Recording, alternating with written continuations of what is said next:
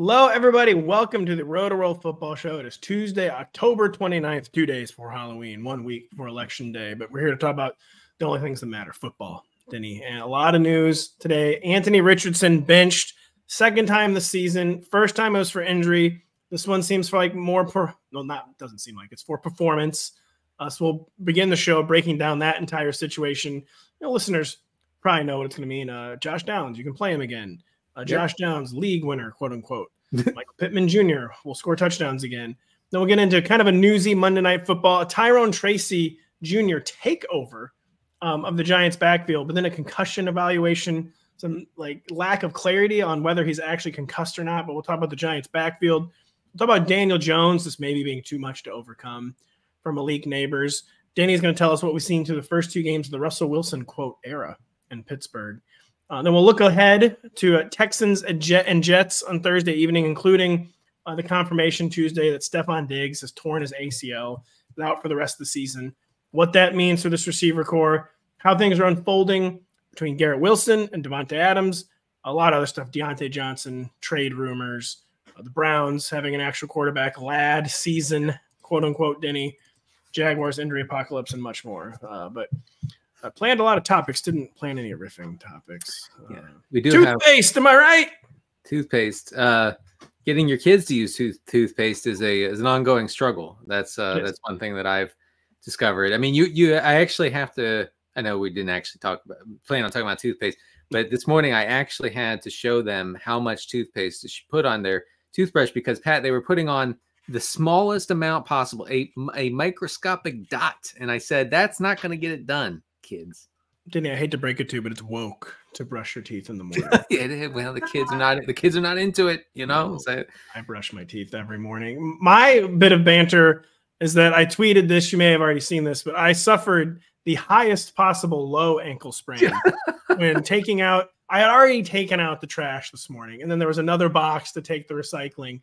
On my way back, I stepped on the largest acorn in existence. I don't know, why does this thing even exist? Like, how did nature naturally select this enormous acorn? Right. I rolled my ankle. I'm in a bit of pain. I could have stayed in the game though, but you guys were up big. You know, they didn't want to risk it, so they took you out. You're not going to practice Wednesday. You're going to get a limited on Thursday, limited on Friday. You'll be good for Sunday. My physical therapist is currently underneath my desk injecting lidocaine into my ankle, Denny, so I can finish this podcast. Which is actually a perk provided by NBC Sports. It is. So thank you to NBC. Thank you to the Colts, I guess, for making the right decision, Denny. Anthony Richardson, we view this whole thing through the fantasy lens, of course. So all we care about is, like, man, who's going to make Josh Downs viable? Right. We don't care about the future of the Colts franchise, like, whatsoever. Like, they're 3-14. I do not care. I don't care. 14-3 makes zero difference to me. As long as Josh Downs is catching 6 passes for 92 yards and a touchdown every week. But so we get caught up in the fantasy angle. I frankly do think this is the right decision for football purposes. And we're going to get into the fantasy breakdown in just a second. But everything gets caught up in, like, it's a lottery pick young quarterback, a really young guy who hasn't played a lot. And so the whole conversation is conducted through the lens of, like, the only thing that matters for the Colts is developing Anthony Richardson. That's like a very tempting idea. It's a usually correct idea when you use a high draft pick on a rookie quarterback, but I think it had gotten to the point he's not as bad as Josh Rosen was. He's not as bad as Bryce Young was. No. There becomes a point where even if the paramount goal for your franchise is to develop the young quarterback, it cannot come at the expense of a lost year for 52 other players, because it's not just the quarterback who is developing, of course. It's 52 other, like, grown man millionaires on the team who are trying to develop. And you can't just have everyone's career stall, like, when one side of the ball is basically no longer competing. And so, like, a lot of people will agree with the decision, but there will be a lot of people who can condemn the decision. Like, who cares? Like, they're not going to make the playoffs with Joe Flacco, blah, blah, blah, blah, blah. Like, what is even the point of this if the only thing that matters is developing Anthony Richardson? But it really is not the only thing that matters. You can't have a season that just does not matter for the other 52 players on the roster if the offense just isn't competing, not sustaining drive, not even getting any play volume. Yeah. And I honestly think that's probably the lens through which the Colts are viewing this. But what are your thoughts? I'm going to approach this from the nerdiest angle possible and say the following. Anthony Richardson's success rate through week 8 is 37%. Now, the only other quarterbacks with a lower success rate this season, Spencer Rattler and, of course, Deshaun Watson. Now, I will say it's even worse than it seems, because success rate is a metric custom made for mobile dual threat quarterbacks. You'll see a lot of dual threat quarterbacks who are not very good passers still have very high pass rates, somewhere in the top 5 or top 10 annually. And he cannot get there. He can't even get close. He's still at the almost dead last in success rate.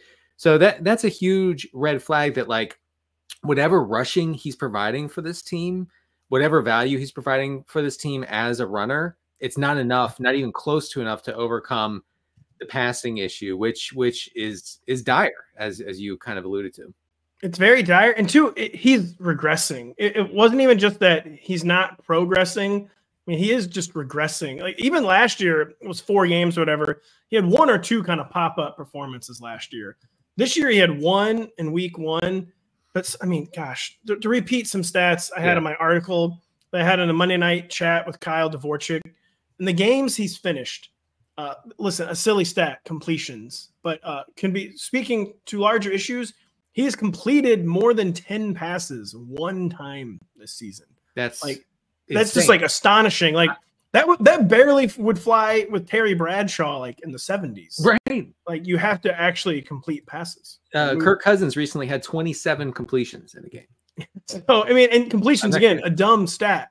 But in the completion percentage, again, an imperfect stat, 44.4%. He's attempted 133 passes this year. I got on Pro Football Reference on Monday, looked up every season since 2000 where quarterbacks have attempted at least 133 passes, totally arbitrary sample size, blah, blah, blah, blah, blah. The only 3 that had a lower completion percentage so far than Anthony Richardson was 2000, Achilles Smith, one of the biggest busts in the history of the NFL. 2013, Josh Freeman, or if you do not remember that season, go back and look it up. Oh, it was historically bad between 2 different teams. And do you remember, you're old, Denny, you're old. I'm old. Do you remember Mike McMahon? Wow, I don't. Yeah, he was on the 2002 Lions, and he completed like 41% of his throws. I'm actually kind of ashamed I don't remember. But so I just think with Richardson too, it's one thing. Rookie quarterbacks, young quarterbacks, they're bad all the time. Like, even Peyton Manning as a rookie, sets the rookie interceptions record. He also threw for like 25 touchdowns, and there was also play volume. He was also moving the ball. Yards were being gained.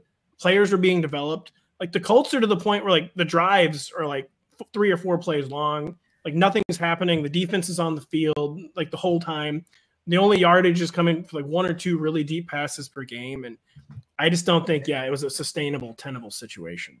It's going to sound like we're burying this guy in Anthony Richardson, who seems truly, I've read a lot about him in The Athletic and other publications, Indianapolis Star. Seems like a truly like a good young guy who is very well-meaning and is very well liked, it seems like, by the organization, by his teammates. I think that you actually got a glimpse into how open and honest and frankly naive he is when you heard him say after the game the other day that he took himself out of the game for a play because he was tired. You cannot say that to the press. You probably shouldn't even say that to your coaches or teammates. You got to make something up, man. You got to say, look, I took a shot to the knee. What do you want? Like, I needed to make sure I was good before I went back in. Just say anything, but you cannot say that. So I don't want to sound like I'm burying him. And this is a fantasy football podcast. I need to share some more information about how bad things have been for these Indianapolis pass catchers this season. So Anthony Richardson, dead last among quarterbacks with a 47% on-target rate. The next closest to him is Dak Prescott with a 60% on-target rate. So dead last by a long shot, right? His catchable ball rate is 61%. Bryce Young is second worst in that category with a 72% catchable rate. Okay, Joe Flacco, obviously much better in both categories, 70% on-target rate, ranks in the middle of the league around C.J. Stroud. So the quality of passes is going to increase big time for Downs, for Pittman, for the rest of these guys. Also, the volume is going to increase because they were much more drop back heavy when Flacco started those 3 games for the Colts earlier in the year. So naturally, Flacco is coming back against Brian Flores and the blitz happy Vikings. Flacco, the kind of experienced quarterback who might not really be all that shaken by these exotic Vikings fronts and blitzes. Who did the Vikings play last week? It was someone who was not at all shaken. The Packers. No, 2 weeks ago. The Vikings. The Vikings did not play the Vikings, Denny. Hold on. No, they did not. This is the worst era we've ever had. The Jets? No, it was the Rams, and they lost 30-20. And Matthew Stafford's like, yeah, I don't care about these weird blitzes. Yeah. Who cares? Oh no, Flacco is still interesting for fans. Still interesting, and so now Josh Downs on a weekly basis, in a vacuum, Josh Downs is the wide receiver. What with Joe Flacco now, Denny? 15. No. 18. I was to say 22, maybe 18. I'd still say lower end wide receiver. I don't know. 15 might actually be right. He was cooking. I mean, he was a target commander. You're seeing a target on 28% of his routes. Michael Pittman back inside the top 30. Yeah, sure. I mean, he's not too. Downs is really good. Pittman is a guy, but yeah, the volume Flacco brings is important to both those guys. Man, this team's making a lot of bad decisions. Paying Michael Pittman. Well, from what I read, they paid him because he's a really good teammate, and he's a solid guy, which I don't know if that's the reason. You were just talking about how important that was. So, well, I couldn't help but notice you were that important. Couldn't help but notice you were bragging that you know how to read too. I will say that the Athletics James Boyd wrote today before this announcement was made. Friend of the show would start. Yeah, James Boyd said that it would be a catastrophic decision to bench Richardson, and it would be hard to find a path forward for him if this came to pass. So I don't really know what the future holds. Well, I guess. I mean, that's another thing that's become overrated. I feel like remember Tua got benched. It wasn't the end of his career. When Tua got benched, we had that huge discussion, and then a lot of people pointed out, I don't know, they used to bench young quarterbacks all the time. Yeah. It's kind of like everything else in America. We've made it so life or death. The quarterback, he's been benched once. Oh my God, it's totally over. It's never been more over. I don't know if it's necessarily a death knell, but I think he was to the point where he was not going to get very rare. I think he was to the point where he was not going to get better playing. All he was going to do was to develop more bad habits, basically. And he needs a total reset. That's kind of how I feel about Anthony Richardson. You see things though, on that play where he was hit in the leg and then he took himself out, he actually threw a 330-pound lineman off of him.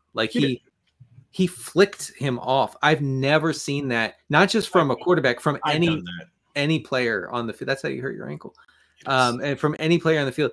I mean, he is there is an appeal about Anthony Richardson that will not go away anytime soon. That's true. He will get another chance because he's this. And unlike Trey Lance, he's inexperienced. At least he played at the University of Florida. It's still a totally different experience and situation than Trey Lance, I think. I mean, but barely. He barely played, and I think he barely played. He played one season of big time college football. Trey Lance is still everyone's I don't know, man. I've never seen him play before. Yeah, no. I mean, the Trey Lance pick. I mean, I at the time I was afraid to say it because it was consensus is he's obviously the greatest thing to ever happen. But come on, man. Come on. I mean, who's he during the COVID year? He plays 3 games anyway. Richardson is going to get more chances, obviously.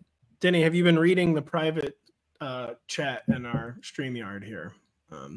I have. There's some interesting things going on in our chat right here. Second time in 3 weeks, there's been a mid-podcast trade. So Denny might not have all of his fancy stats ready. Later in the show, we were going to talk about where we wanted Diontae Johnson to get traded. Denny, I'll be honest with you, the Ravens probably weren't on the list because they have a lot of Zay Flowers quote bags. And Zay is living off the kind of Diontae Johnson style targets. But now Diontae Johnson has been traded to the Baltimore Ravens, a team that I feel like this is a big need for the Ravens for a variety of reasons. Even though Lamar is passing better than ever, even though Zay Flowers has been their best receiver in a really long time, they finally have a receiver pick that has been a certified hit. But the Ravens defense is not good this year. Just not a Ravens caliber defense. They're allowing the most passing yards in the entire NFL.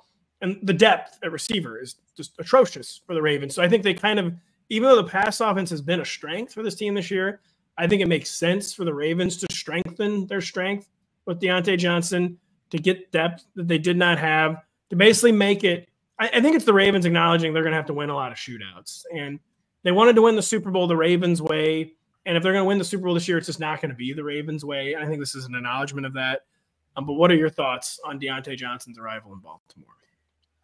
It's not great for fantasy. But I don't think it's so bad. I'm just looking here at the total pass volume for the Ravens this season. They rank 19th overall in pass attempts with 237. So like right around like the Rams, the Colts, the Commanders, like way above Vikings, Eagles, Lions.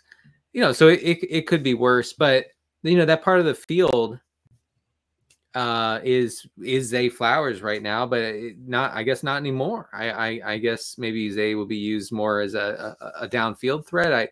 I feel like it's redundant to acquire Diontae, and it could be worse, but it's not great.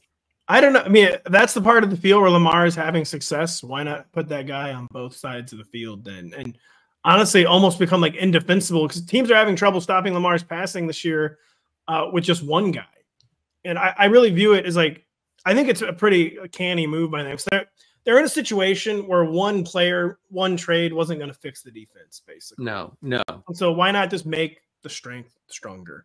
And also, I mean, it was who was available. The trade compensation is laughable. They're swapping like a 5th and a 6th round pick. I don't know what the NFL team. I'm not even kidding. My uncle called me yesterday and he's like, "How did the Chiefs get this pass rusher guy for like literally nothing?" Like, I don't know, man. Like NFL front offices just don't care about anything. No, they become total nihilists by October. There's no difference between good and bad draft picks to NFL front offices. But is it really? So the first off, the Ravens passing has been trending up. Denny. Yes, it has. And they were recently, this past week against Cleveland, they were 9% over their expected dropback rate, which is a season high. If we see more of that, then I think that can fuel production for both Diontae and for Zay Flowers. So let's see here real quick. The Ravens this week, I know who they're playing.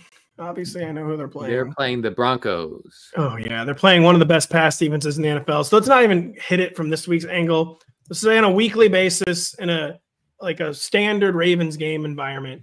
Zay Flowers, who I had initially as the wide receiver, like 13 this week. Zay Flowers would be can they both be in the top 24? Zay Flowers and Diontae Johnson. I mean, I'm gonna do a cop out here and say in a PPR league, yeah. I feel like Zay will probably be more like wide receiver 18. Diontae kind of like wide receiver 27, kind of where he always is in those years where there's more wideout depth. There is less wideout depth this year. I would say as far as, like Diontae didn't seem too excited about being in Carolina. So maybe we're going to get some more excitement, some more effort for him in Baltimore. And that'd be great. That'd be awesome. That would be great. I would say wide receiver 18 off the top of my head for Zay, wide receiver 27 for Diontae, but also like mega spiked week potential for both these guys because of what they're capable of doing with the ball in their hands.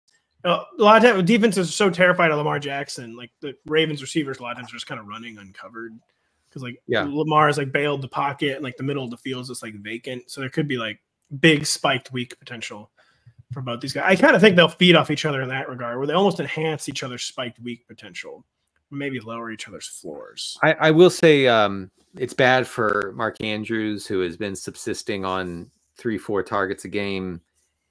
Just happened to, catch touchdowns on every other target. So, I wrote him up. I wrote Mark Andrews up in the regression files. I had no choice. For the third time. Yeah, for a third time. And this feels like a definite like red flag situation for him. Same with Likely. I don't think that this is good for Likely either. I mean, they were basically like, maybe we can get away with Isaiah Likely being our wide receiver too.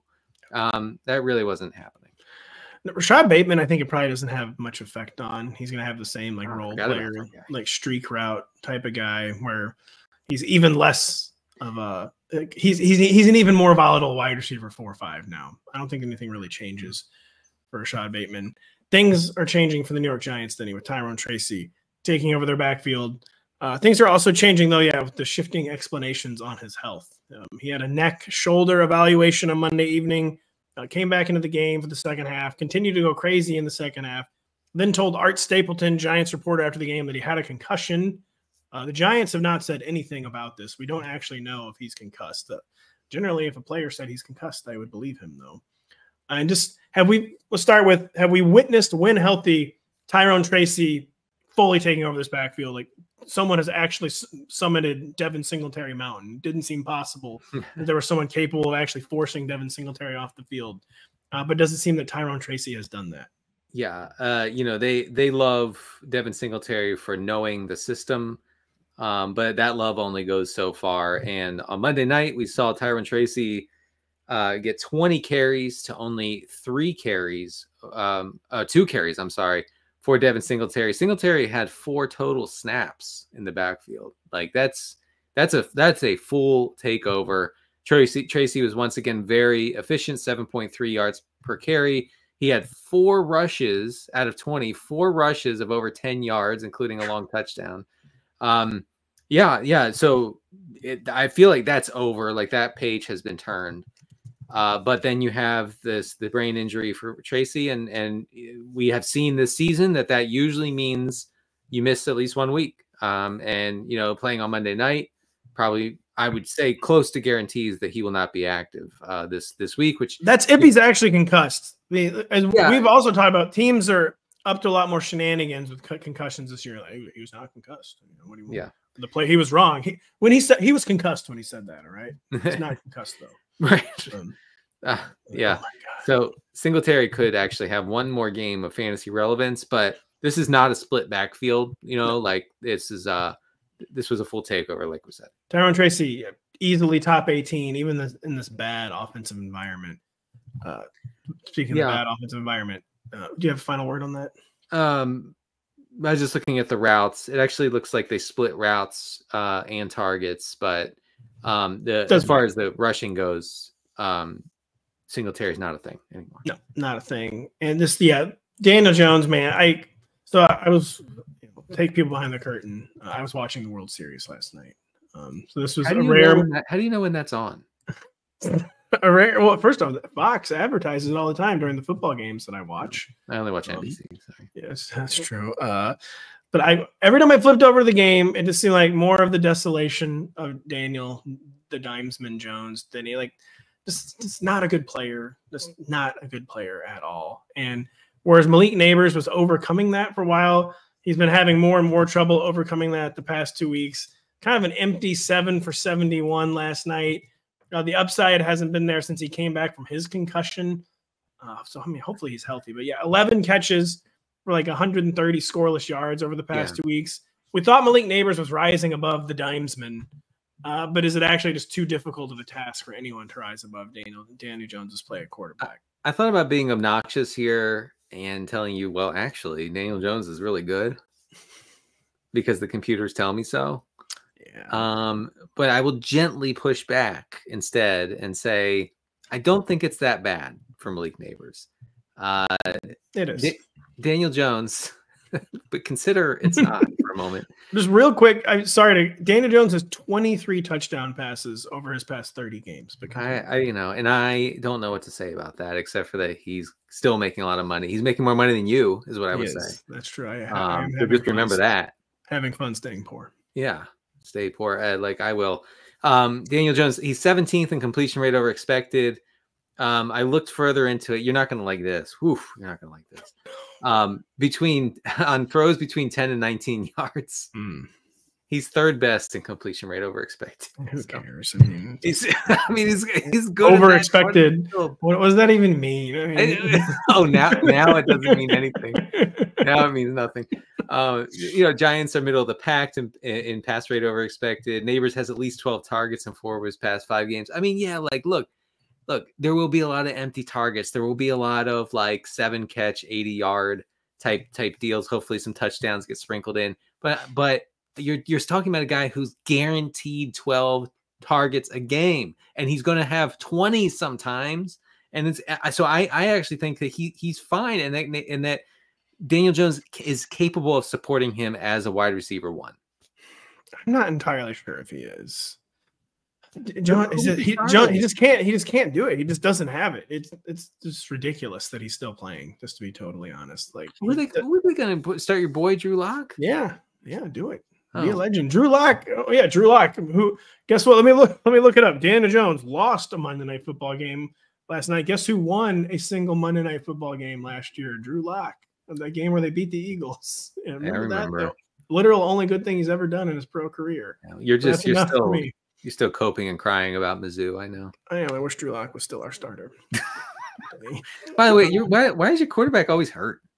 Well, man, God, the guy's always hurt. Stop getting hurt. Mizzou, man. We'll tell LB3 Luther Burden to stop getting hurt. The number 2 receiver prospect on the board, checks out every single game with something. Yeah, but Brady Cook, I don't want to talk about it. Malik Nabers, he's got a really tough matchup this week, but the Commanders are becoming like a stay away matchup. What's that all about? Well, they're a massive run funnel, and like DeAndre Swift had a pretty big game last week. Can we talk about the Bears trying to like replicate the refrigerator Perry touchdown? Oof, man, and it going completely sideways. What is that about? Like I've talked a lot about the Bears being chained to their past, unlike almost any team in the league. Yeah. That's a prime example right there. You got to stop trying to be the Bears, man. You have to stop. Anyway, so Commanders are a run funnel. So it would be it would be a nuclear spot for Tracy. It's a pretty good spot for Singletary. But I mean, come on, Malik Nabers is going to see 10 targets easily.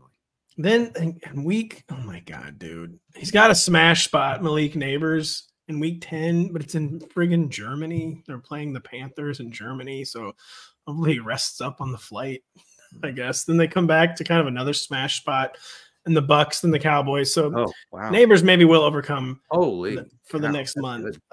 Denny, what are we seeing through 2 games of the Russell Wilson era with the Steelers? He's definitely pushing the buttons better than Justin Fields was, but what else are we seeing? He is. By the way, do the Steelers ever play outside of prime time, or is it just strictly prime time from here please on out? God, no. Hopefully they're not on NBC this week. Let me look at the graphic. No, they're not. We only put good teams on NBC. Right. The Colts. Except for last week with the Steelers were on. Oh my God, that's right. I'm just telling you, I've never this whole season I've never seen the Steelers outside of prime time. Well, anyway. Steelers and the Bears are in prime time. The Bears, the one time they weren't in prime time, it was like the Fox afternoon game of the week or whatever. Like we cannot escape our Chicago Bears. Can we? Yeah, you guys got to stop coping about this Caleb thing. So Russell Wilson, the Steelers are still run heavy, 23rd in pass rate over expected over the past 2 weeks. He's 10th in accuracy, 10th in air yards per throw. Yeah, that's kind of what you expect. I was surprised to see this, Pat, because I'm not exactly grinding primetime games because I'm a dad. But he's only throwing downfield, meaning over 20 yards on 12% of his passes. I would have thought it was every time I looked up at the screen, he's throwing 40 yards downfield. Yeah. He has run very hot on those, I should say. Russell Wilson has completed 5 of 7 downfield throws for 189 yards and a touchdown over 2 games. Of course, this is great for George Pickens, who remains the only fantasy relevant receiver for the Steelers. He over those 2 games with Russ under center, Pickens has seen 46% of the air yards, 26% of the targets. It's a strong profile, but it's a profile that's relatively not perfect by any means because the Steelers just want to run the ball, really. This is not it. I like essentially the only thing that will get me to skip a primetime game is like the World Series game and some other baseball playoff games, but I grind every game in 2 years. Oh, I'm missing Thursday too, though, because it's quote Halloween, and I quote have 4 kids, and they would quote cry if they didn't go trick or treating. I don't know, man. I will not see 1 second of Thursday's game. Thank God it's not on NBC. Good time for a short break. We'll be right back after this. The world's fastest thoroughbreds come together this weekend in Del Mar to compete for the title of world champion at the Breeders' Cup. Catch the action from Southern California on Saturday at 3:30 p.m. Eastern, only on NBC and Peacock. Sports betting is about to be legalized in Missouri. Maybe I would bet on the Breeders' Cup, but have to wait another week. We're going to need more breeders, folks. Wow. Does that? I didn't mean it like that. Wow. Jeez. So you're saying 4 kids isn't enough? So you're going to get to work, man. You're going to need to have another kid. The Texans are going to need to have another receiver because Nico is out at least one more week. Stefon Diggs is out the rest of the season, Denny. They're down to 1. Tank Dell, who did absolutely nothing in week 8, even after Diggs got hurt. Hasn't really done anything this year, depending on the game situation. So is tank season even a thing at this point? Can our young king come back and actually get some production this Thursday night against the Jets? Yeah, I mean, there's no choice now. They had a choice before. They chose not to throw it to him ever. 4 targets on 30 routes this past week. He was out targeted by Dalton Schultz. He caught, of course, Tank Dell caught the touchdown, so everything looks fine. So they have no choice but to throw it to him. He should see a really high target share, probably lots of air yards, some downfield looks, including some sort of scammy looks underneath as well. I think that it means that CJ Stroud becomes very questionable as a locked-in starter. He's outside the top 12 this week. I mean, things are already. What is going on with the Texans, man? Things are kind of going haywire there. Yeah, it is kind of an underrated story. You're like the worst 6-2 team I've ever seen in my life. The Texans offense is a complete wreck.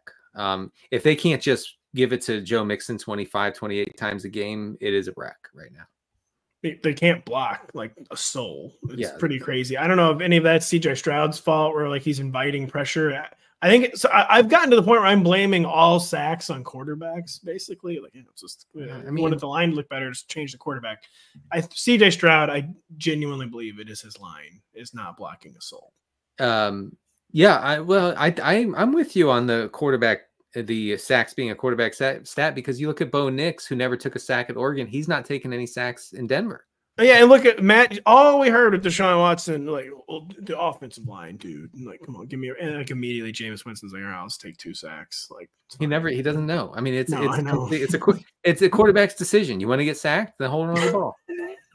So solely up to the quarterback, Denny. But any other Texans we care about beyond Tank Dell and Dalton Schultz? Are you getting cute with Xavier Hutchinson?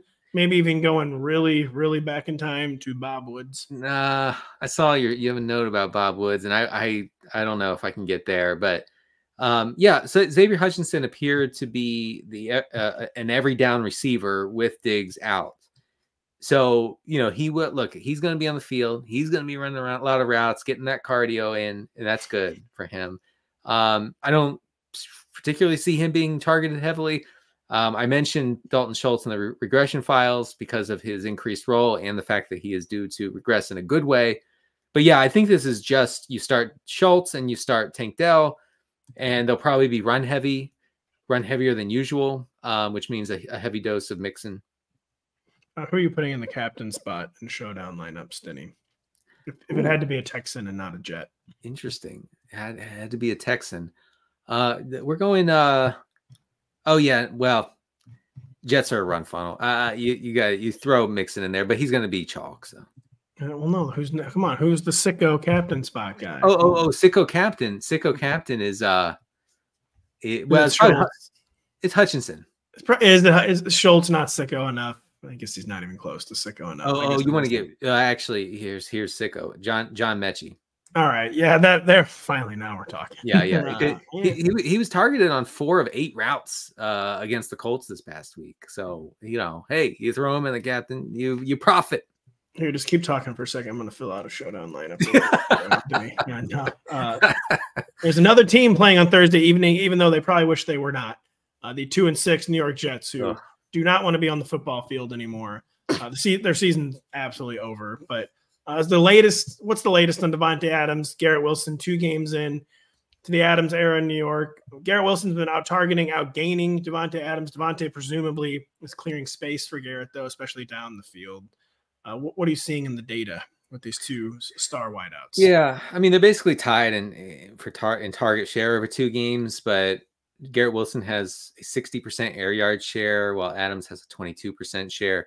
So it's just the kind of targets they're seeing. You know, like if Adams catches his, he becomes a PPR scam. If Wilson catches his, he has a lot of upside. Basically, is what I'm saying. Most Adams targets over the past 2 weeks have come between 0 and 9 yards. That's, I guess, to be expected. And honestly, Pat, maybe his role grows as he gets more comfortable. You would have thought that this would be in the thinking as far as acquiring him and saying like, oh, he'll be ready to hit the ground because this is the Aaron Rodgers offense. But it doesn't appear that they're on the same page. It doesn't appear that Adams is entirely comfortable with his role. So it was a bad acquisition, and it didn't help at all. You know, they didn't even need help. That's the thing. They didn't even need help on that side of the ball. They can't stop the run. Aaron Rodgers is taking so much time to get to the line, and they're not running enough plays, and they're not feeding Breece Hall enough. And I say this as someone who's never in my life ever said they're not feeding the running back enough, but they're not. They're not. It was, especially on Sunday, it made absolutely no sense. It was the classic announcers like, I don't know, Jim, I would probably be getting Breece the ball. So it's 7 yards every time he's touched it. And then he wasn't even on the field for a lot of those crucial snaps.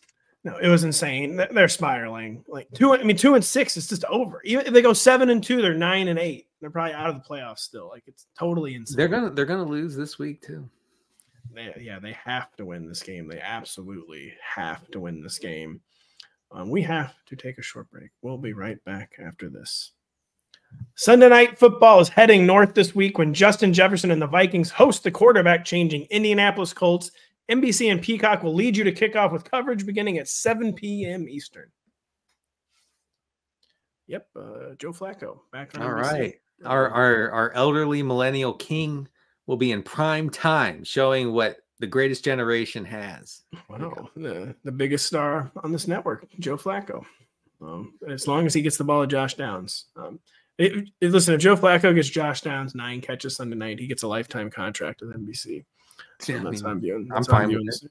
Dan, this is when we were going to talk about where we wanted Diontae Johnson to end up. And so let's just pretend he didn't get traded up. Really wanted him on the Chiefs. I will say that. Really? Yeah, why not? Why would the Chiefs get? They just got DeAndre Hopkins. Yeah, they still need a lot more receiver help. I wanted him to Diontae underneath, have Nuke just go run the downfield Nuke stuff. Man, it would have been so good. It would have been so good. Yeah, you're not wrong. He would have, dude. Imagine Diontae Johnson in the quote unquote Rashee Rice role. Like our guy would have just gone nuclear. He would have cooked. He would have cooked. But he's not on the Chiefs. He's on the Ravens. Jameis Winston is on the Browns. What Browns changes did we see last Sunday beyond Jameis just chucking it 1,000 times and immediately making this offense relevant again? I mean, they reverted to the Flacco model, right, of last year, where Flacco immediately came in and they were really good offense, really efficient offense. Basically, anybody but Deshaun Watson can succeed in this offense. That's the that's the key here. That's why I don't think they should give up on Stefanski. I think he's a good coach. Yeah, so the Browns did have a season high 45% play action rate against Baltimore. They were under center a little more. They had a 67% drop back rate in neutral situations against Baltimore. It actually had been significantly lower over the previous few weeks as they tried to establish it a little bit. They seemed to just pull the plug on that experiment. And that's awesome. Like, that's awesome for Jameis. That's awesome who should have had 2 or 3 more picks in the game, but whatever. That's awesome for Tillman, for Njoku. I guess Jerry Jeudy if he decides to wake up.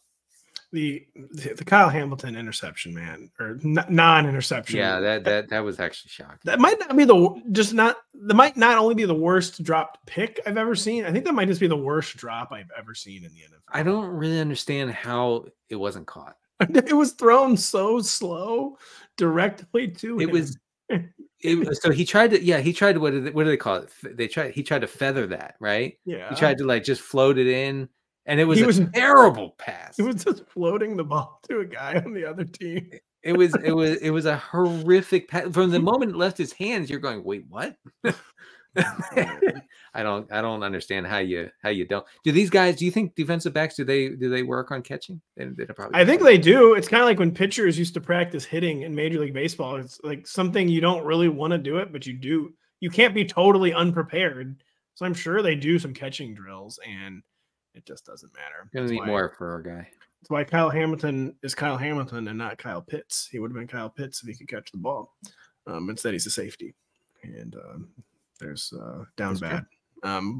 Cedric Tillman or Jerry Jeudy, Denny. I thought Cedric Tillman was maybe like a practice squad creation with DTR in week 7. Week 8, it just looks like he was a second-year pro who just needed an opportunity. So many catches, so many targets over the past 2 weeks. Jerry Jeudy did finally come alive a little bit in week 8. Again, it was a really good matchup. It sounds weird to say about the Ravens, but it's about as good of a matchup as this receiver core is going to get all year. How do you feel about Cedric Tillman versus Jerry Jeudy rest of season? I don't think it's close. I think it's Tillman by a lot. I know it's a small sample. It's less than 2 games. It's a game and a quarter basically since Deshaun Watson went down. But you look over the past 2 games, Cedric Tillman 20 targets to only 13 for Jerry Jeudy. He's making the most of them.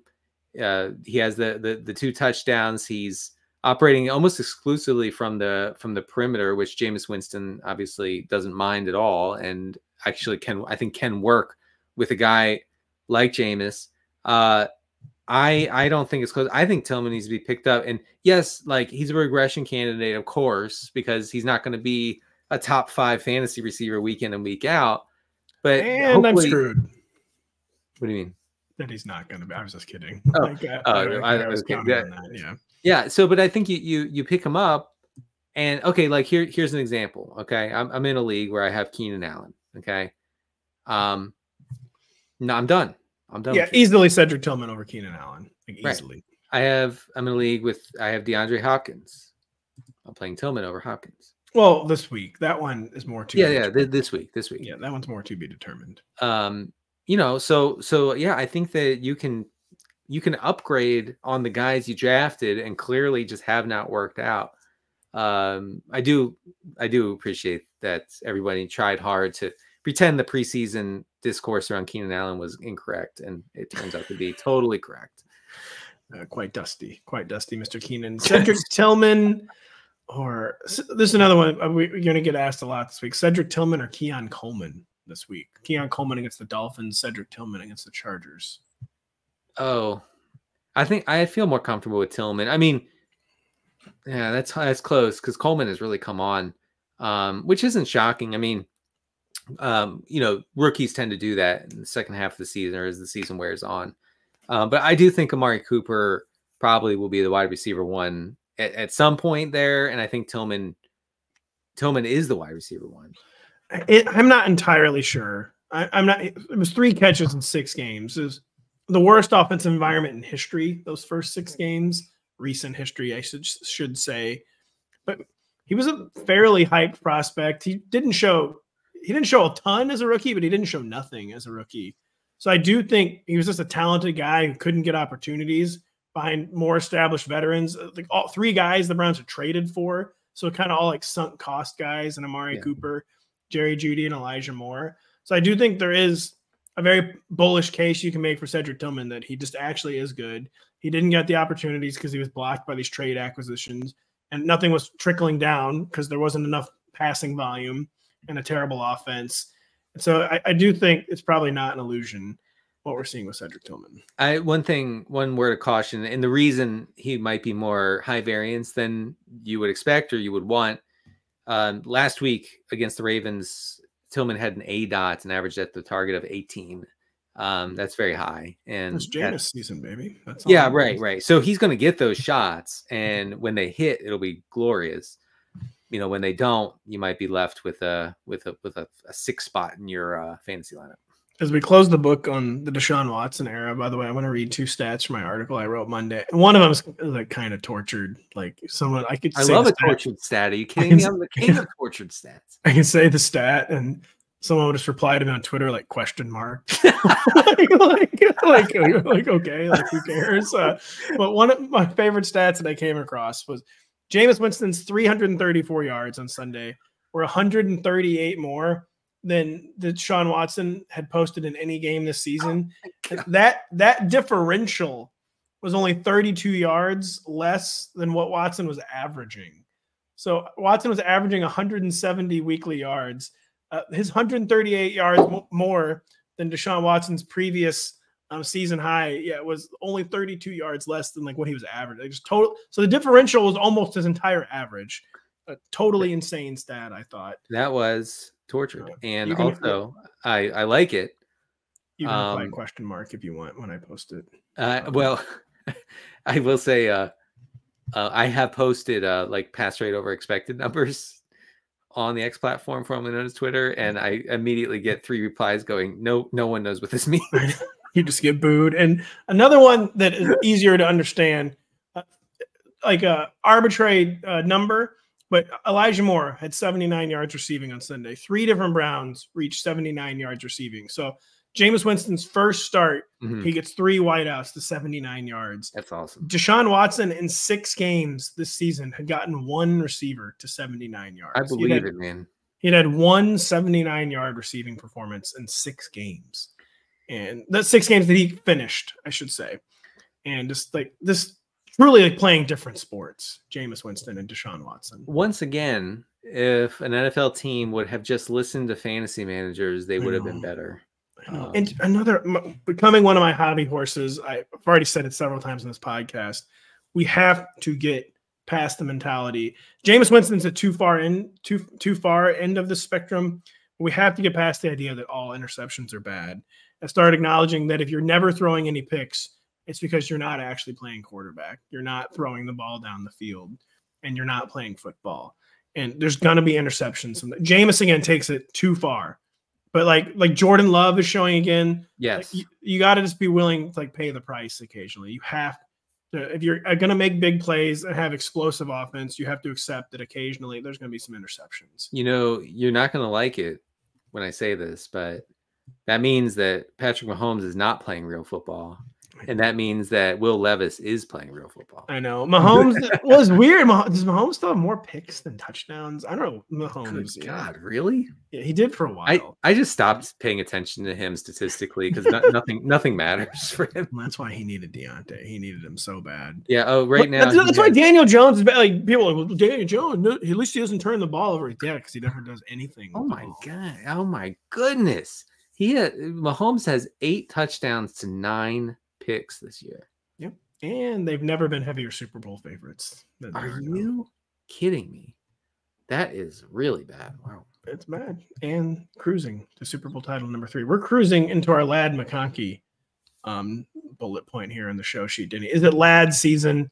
The usage had been really strong. He had yet to really spike a week until finally on Sunday, only 6 targets, but he caught all 6 of them, and he generated 111 yards and 2 touchdowns. Quentin Johnston could be back from his ankle injury this week. Josh Palmer's not going away. Will Dissly is kind of coming on. But it's like the increased overall passing volume. Are we going to get lad season? Or is Sunday going to go down kind of as just a spiked week, and this lad like usage targets floor not really raising? What do you think? Look, I mean, we are going to get occasional spiked weeks, and is he going to catch a contested catch 60-yard touchdown where he evades 15 tacklers? No, every week. No, I don't think so. But listen to this, over the past 2 games, Chargers, week 7, 5.2% over their expected pass rate. In week 8, 6.2 above their expected pass rate. That's really something. Like, that is a significant shift that I think, we have been all but screaming about on this show for 3 weeks now, almost, because 3 weeks ago they were about 2% over. And that opens up a lot of opportunity for these pass catchers. Most importantly for McConkey. I would like to see him be more heavily targeted per route. Okay. Like, it's only 19%. He only saw 20% target share last week. He made the most of it. Almost scored a 3rd touchdown actually against the Saints. But yeah, I think that you can. I'm going to allow you to be a little bit excited about Ladd McConkey, and play him. I think he's in the firmly in the wide receiver 3 conversation. Firmly, and he's gonna push. If he could just get to 8 targets, if he could get to like Brian Thomas Jr. level usage, he'd be easily in the top 24, maybe even the top 20. But he's been sub even BTJ. You know, BTJ has like been in that 6 to 8 range. We've been wanting him to get to 8 to 10. Ladd has been kind of in the 5 to 7 range. If he could just get to 6 to 8, it might sound like a small difference, but even that would make him just a much safer wide receiver 2. And I think with the Chargers, the reason to maintain hope with this is because there's just no reason for it to change. Like even Jim Harbaugh, even Greg Roman, like they know that it's not happening with J.K. Dobbins. Like that was not tenable, that approach, and that something had to change. And I don't. Why would it change back? You know, like J.K. Dobbins, his legs aren't going to get fresher in the second half of the season. I actually think the Chargers honestly should trade for a running back if anyone's available. But like his legs aren't going to get fresher. They have to maintain this approach. And I think there is optimism Ladd could get into that 6 to 8 range. But yeah. I do think so. Josh Palmer actually led the team in air yards. Man, what is the deal with that, man? Like he's kind of like the Devin Singletary of receivers. Like I never thought he was a deep receiver, and everyone just uses him as a deep receiver. Yeah, they really like him apparently. But yeah, so McConkey is seeing enough of the short, easy button type of stuff to make him dependable for fantasy. He's also occasionally seeing a downfield shot, which, you know, and that's what we're looking for. We're looking for that layered sort of receiver profile, you know, where you get the easy stuff. You also get a chance at the big stuff downfield. And McConkey is actually really good he was really good after the catch in college. I think that's starting to translate here in the pros. I'm going to go back, by the way, and delete everything negative I said about Ladd McConkey on this podcast. Our Ladd takes are looking a little shaky. Well, I believe I said he was never good, never stayed healthy. I actually never said he was never good. I was more harping on the health, I think. And I think one of my go-to lines was, I absolutely love a receiver who couldn't get ahead of a tight end on the target specking order. The tight end appears generational. Yeah, I know. I know. Who knew? I didn't know that those Georgia Bulldog teams were good, though. I mean, I thought it was just defense. I had no idea that they were good when they were winning. I'm going to say McConkey is the kind of receiver who appears to be out for the season every time he's tackled. We are very nervous watching him. That is bad. Speaking of receivers out for the season after getting tackled once, Christian Kirk done for the year with a broken collarbone. Gabe Davis done for right now with a shoulder injury. Brian Thomas was looking shaky. Brian Thomas is now thankfully day to day and not week to week. But just an injury apocalypse for the Jaguars receiver core. Parker Washington, known PPR scammer, like never plays until people get hurt. Then he shows up. He's like, all right, who's got 8 balls for me? And he catches them. He's going to be in the lineup this week. What is the fallout from this Jags injury situation? With the caveat, we don't entirely know who's going to be on the field this week. Brian Thomas Jr. might. Gabe Davis is one we don't really have a firm update on yet. But what are your thoughts right now on the Jags receiver corps? Yeah, Parker Washington ran most of his routes from the boundary this past week after the receiver. Well, no, it's not bad because that means that he is going to be an every down receiver, unlike last year where when they struggled with some receiver injuries in Jacksonville, Parker Washington was used as kind of rotational guy in the slot. So I think he gets a full role here, a full complement of snaps and routes. And so that's important. Of course, Evan Ingram is going to soak up just an ungodly amount of target share with all these guys out. Hopefully Brian Thomas is back. I mean, if Brian Thomas can play through this thing, please, with Gabe Davis out and with Christian Kirk out, we're talking about insane, like untapped upside for this guy. As far as like target volume goes, Trevor Lawrence, if you're listening, you need to do the right thing. You need to ignore Evan Ingram, who is ruining your career, and you need to throw it downfield to Brian Thomas. The ghost of Pete Rozelle, if you're listening, football god Pete Rozelle, please let Brian Thomas Jr. play this week. Please, for the love of God. This is about to turn into a religious podcast. It is. Please let Brian Thomas Jr. play this week. We need him bad, Denny. We need someone on the Packers to do anything. There's too many guys to feed. Ugh. No one's producing. Jaden Reed, man, fantasy managers and fantasy rankers cannot give up the Jaden Reed wide receiver 2 dream. I'm giving it up this week. Is that too hasty? 13 targets over the past 3 weeks. I mean, even if Jordan Love plays, which I don't think he's going to, is it just a classic case of there's too many mouths to feed, making everyone kind of unreliable in fantasy, at least like the upper echelons of fantasy? Yeah. I mean, we thought, or we coped that Jaden Reed would be immune to this, right? He was different. He's Debo, baby Debo. Yeah, baby Debo. Turns out baby Debo cannot command a target. So No. he's part of this thing. So yeah, Tucker Kraft is going to be kind of maddening. I wrote him up in the regression files. I mean, again, cool player, baby kid. Everybody's a baby on this team, and the babies are not seeing any targets, and that's a problem for everybody. Christian Watson not start. I don't even know if he's rosterable, honestly, in 12-team. Yeah, he's probably not at this point. I don't feel good about starting any Packers receiver. I guess at this point, although it'll probably change in a week's time, I probably feel best, I guess, about Romeo Doubs. I guess he has the most defined role. Romeo Doubs is getting red zone targets. Exactly. And he's getting some like down the field targets. And that's not new. He saw an unbelievable, I don't have it in front of me, no way to find out, but an unbelievable number of red zone targets last year, led the team easily, I should say.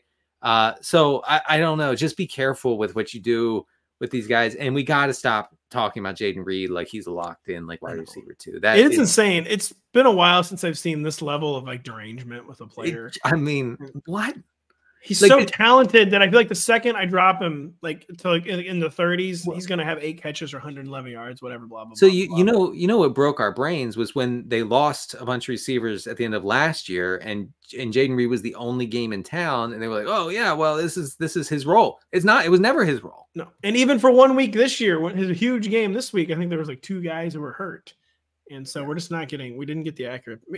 I think what we did see is that he's probably is someone who should be dominating targets to a larger degree. I agree. Yes. But the Packers are just committed to the timeshares everywhere. Yeah. And you play this offense, you play it through Josh Jacobs, you play it through Jordan Love as far as fantasy goes. You use Tucker Kraft if you need to, but I don't think you should be jamming Tucker Kraft. Like I got some questions last week. It was like Kraft or Cade Otton. Cade Otton, like easily. Oh, like Evan Ingram very easily over Tucker Kraft. Cade Otton's a top 8 tight end right now. You're being very conservative. Well, I know he is producing like a top 5, but it's because tight end is all of a sudden there's like a pile up at the top. Kelsey, McBride, Ingram, and Njoku, Bowers are all getting fed, and that's not even mentioning Jake Ferguson. So it is kind of like a pile up there. I have Otton ahead of Ferguson right now, though. I think that's right. Yeah, I have one spot behind Bowers. Baker Mayfield does the following: throws to a running back or to Cade Otton, and that's it. Baker Mayfield, another guy who understands. Listen, I'm going to throw an interception every once in a while. So cancel me, all right? What are you going to do? Cancel me? Bench me for what's his name? Yeah, Kyle Trask. Yeah, that was my favorite quarterback competition in recent memory. This is my favorite episode of the Rotoworld Football Show since at least today. It was a very good one, I thought. Denny always brings his A game. That includes in his regression files, which are live on the site right now. Includes in our preview show when we're back on Thursday with Mr. Kyle Dvorchik. Includes on his chat at noon Eastern on Friday. So check that out. Check all that out. My rankings will be out. We'll be back in a day or two. For Denny, I'm Pat. Thank you so much for listening.